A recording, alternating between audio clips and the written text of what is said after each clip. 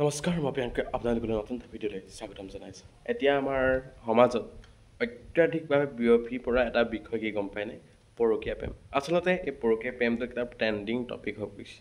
আমি যদি আজি যদি নিউজটোকে হওক বা কিবা ধৰণৰ আমি যদি চাওঁ, ছ'চিয়েল মিডিয়াটো আমি যদি খুলি চাওঁ, পোনপ্ৰথমে আমি পৰকীয়া প্ৰেমৰ কিবা কিবি ধৰণৰ আমি বস্তুবিলাক আমি দেখা পাওঁ। আজি যদি কোনোবাই যদি কাৰোবাক নাপায়, কাৰোবাক দাহে কঁপিয়াইছে, কোনোবাই কাৰোবাক আকৌ হত্যা কৰিছে, তেনেধৰণৰ আমি হয়তো আমি দেখা পাইছোঁ। আজি দেখা পাইছোঁ বহুত দিনৰ আগৰ পৰা আমি দেখা পাই আহি আছোঁ কি লাহে লাহে কোনোবা আকৌ অকণমানি সন্তানটোকো কি হৈছে এৰি দিয়া নাই, নিজৰ মাক হৈও কি হৈছে কাটি পেলাইছে, কিবা পেলাইছে, তেনেধৰণৰ আমি হয়তো দেখিবলৈ পাইছোঁ। মানে নিজৰ সন্তানকো কি হৈছে সেই প্ৰেমৰ বাবে, যি প্ৰেম আচলতে এইবিলাক প্ৰেম বুলি ক'ব নিবিচাৰোঁ, পৰকীয়া যিবিলাক কাম কৰি তেওঁলোকে কি হৈছে আজি মানে এটা ট্ৰেণ্ডিং বিষয় হৈ পৰিছে যে আজি সমাজখন কেনেধৰণৰ গতি কৰিছে।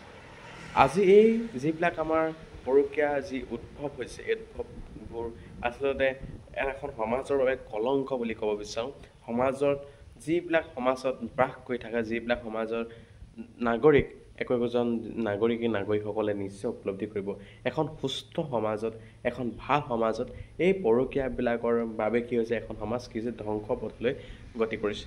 আজি আমি যদি দেখা পাইছোঁ, আমি বাতৰি পত্ৰই হওক বা টিভিয়ে পত্ৰ আমি দেখা পায়ে আছোঁ যে ইজনে প্ৰেম কৰিছে, আকৌ ইটো মতা থকা বস্তুটো ইগৰাকীয়ে আকৌ মাইকী ইজনীৰ লগত প্ৰেম কৰিছে, তেনেধৰণৰ আমি হয়তো দেখা পাই আহিছোঁ।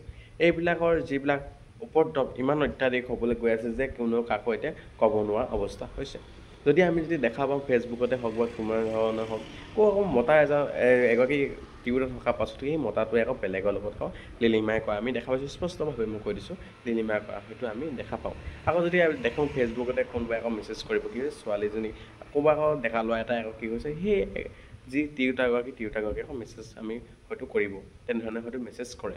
আচলতে এইবিলাক যিবিলাক ট্ৰেণ্ডিং বুলি ক'ব লাগিব, আজি দেখি আহিছে, কাৰোবাক দেখিছে আৰু দেখি আৰু কোনোবা উঠি গৈছে।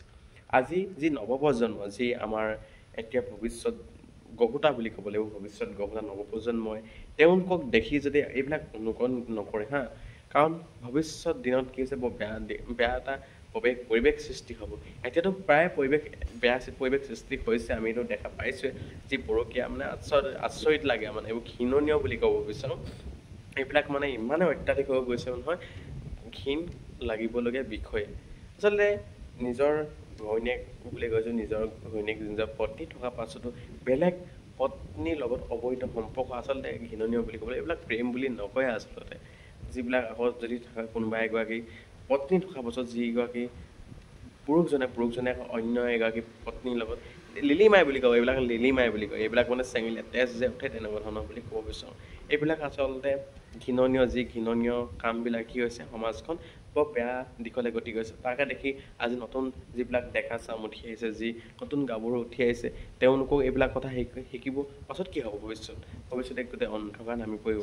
ভাবিছোঁ নতুন নৱপ্ৰজন্মবিলাকে এইবিলাক যাতে অনুকৰণ কেতিয়াও নকৰে যদি মাক দেউতাকে আছে, এইবিলাক কথা আচলতে মাক বাপেকে কোৱা কথা নহয়। আচলতে মাক বাপেকে এইবিলাক কথা আমি এতিয়া ক'ব লাগিব, মানে ভৱিষ্যত দিনত মানে ক'বগৈ লাগিব, যাতে এইবিলাক আকৌ এগৰাকী কেনেকুৱা নকৰিবি তেনেকুৱা। আচলতে এইবিলাক ট্ৰেণ্ডিং। আগতে কি হৈছে সঁচা কথা ক'বলৈ গ'লে, আগতে যেতিয়া আমাৰ থাকে যিগৰাকী মহিলা থাকে তেওঁলোকে সেই উৰণি লয়। আচলতে আজিকালিতো এইবিলাক উৰণি লোৱা ছিষ্টেমবিলাক নাই, কিবা নাই, তেনেধৰণৰ এইবিলাক সমস্যাবিলাক হৈছে। মই ভাবোঁ আজিকালি ডাঙৰৰ সন্মান নকৰে, কিবা নকৰে, বয়োজ্যেষ্ঠজনক সন্মান নকৰে, যাক সম্বন্ধ থ'বলৈ তেওঁ সম্বন্ধ নলয়, উৰণি লোৱা ছিষ্টেম নাই। এইবিলাক আচলতে সমাজৰ অৰ্থগামী বুলি ক'ব লাগিব, ঊৰ্ধ্বগামী বুলি আমি ক'ব নিবিচাৰোঁ।